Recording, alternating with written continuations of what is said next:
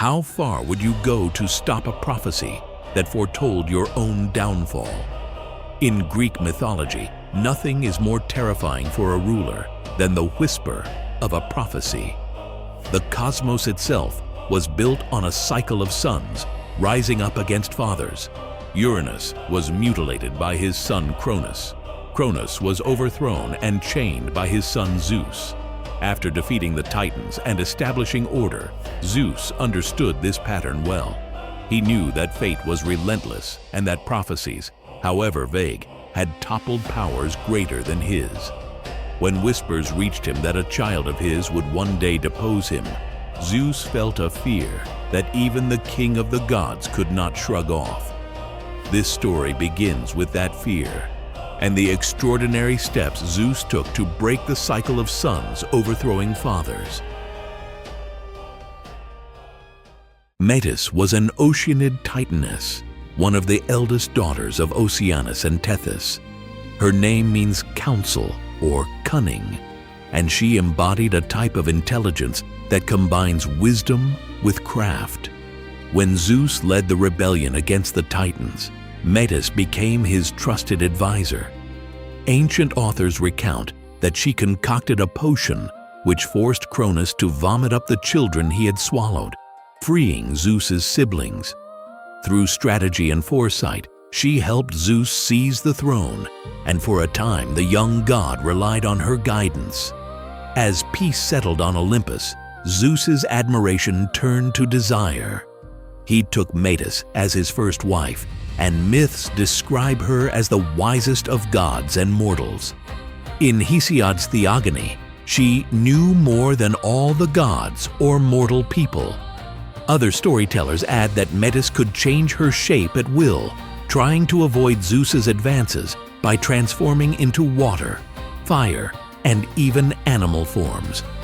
Regardless of how she was caught, the union was established and Metis conceived a child. Soon thereafter, a dire prophecy emerged. In some versions, Metis herself, in candor, told Zeus what her children would become. In others, the earth goddess Gaia and the starry heaven Uranus delivered the warning. The prophecy said that Metis would first bear Zeus a daughter surpassing in wisdom, and then a son whose heart would be overmastering, a son destined to be king over gods and mortals. In a world where bloodlines repeatedly overturned thrones, this prediction was intolerable. Zeus had just escaped the fate of Cronus. He could not risk being overthrown by his own son. Zeus's response to the prophecy reveals both his paranoia and his cunning. He did not consider killing the child. He knew too well that attempts to avoid prophecy often fulfill it. Instead, he resolved to eliminate the problem at its source: Metis. The myths say that Zeus tricked his pregnant wife with treacherous and slippery speeches. Some versions claim he praised her ability to transform and suggested she prove it by becoming a fly or a drop of water. Once she did, he snatched her and swallowed her whole. Others imply that he simply grabbed the unsuspecting Titaness and gulped her down. Hesiod describes how Zeus, by the advice of Gaia and starry Uranus, put Metis inside his own belly so that no other everlasting god could claim his throne. Swallowing Metis served two purposes. First, it imprisoned the unborn child within Zeus, preventing the prophesied son from ever being born. Second, it allowed Zeus to absorb Metis's wisdom. The sources note that he did this so that this goddess should think for him, for good and for evil.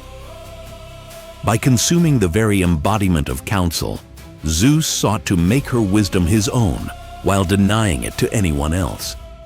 In poetic irony, the deity who had once concocted the emetic to free Zeus's siblings now found herself trapped within the stomach of the king she had helped crown. Metis did not die. Being immortal, she continued to live inside Zeus, and some stories suggest she even continued to advise him from within, making him wiser and earning him the epithet Metieta, the wise counselor. But her pregnancy continued as well. The prophecy's first half could not be denied. The daughter in her womb would be born one way or another. If you're enjoying this journey into Greek mythology, don't forget to like the video and subscribe for more epic stories every week. Now, back to Zeus and the prophecy that changed Olympus forever. Months passed. Zeus began to suffer an agonizing headache, a pain so intense that it shook Olympus. Some myths attribute the pain to Metis forging armor and weapons for her unborn child inside Zeus's skull. The clanging of bronze inside his head caused migraines that thundered across the heavens. Desperate for relief, Zeus called upon a skilled smith. In many accounts, that role falls to Hephaestus, the god of fire and metalworking. Other traditions name Prometheus, Hermes, or even the river god Palamon. Whoever the helper, the cure was drastic. At Zeus's command, he raised an axe and struck the king's forehead. The blow split Zeus's skull with a crack heard around the world. From the gaping wound sprang a fully grown, fully armored goddess, Athena. The scene, as Pindar notes, included a mighty war shout that startled the earth and sea. Clad in gleaming helmet and shield, spear in hand, Athena emerged not as an infant, but as a warrior maiden, ready for battle. The spectacle stunned the Olympians. Here was a birth without a mother, yet clearly not an orphan. Athena was simultaneously daughter of Zeus and heir to Metis's wisdom. Her emergence fulfilled half of the prophecy. The daughter had been born, but because Metis was no longer an independent being, there would be no son. Zeus had sidestepped his fate by appropriating both motherhood and wisdom. In swallowing Metis and birthing Athena himself, Zeus broke the generational cycle that had haunted his predecessors. The feared son who would overthrow him never existed. Instead, the daughter became his staunchest ally. Athena, goddess of wisdom, war strategy, and crafts, is frequently portrayed as Zeus's favorite child. Homer often calls her the gray-eyed goddess who stands at her father's right hand, offering counsel and acting on his behalf. She inherits her mother's intelligence and her father's authority, blending power and wisdom in a way the Greeks found ideal. Meanwhile, Metis remained within Zeus. The myth implies that her essence became part of him. He kept her thoughts, her counsel, and perhaps even her voice inside himself. Some later poets describe Metis as a small winged spirit dwelling beneath Zeus's throne, a symbol of a woman's wisdom, subsumed yet still active. Though Athena is often described as a motherless goddess, these details remind us that her mother did not vanish, but was absorbed, rendered invisible by Zeus's fear and ambition.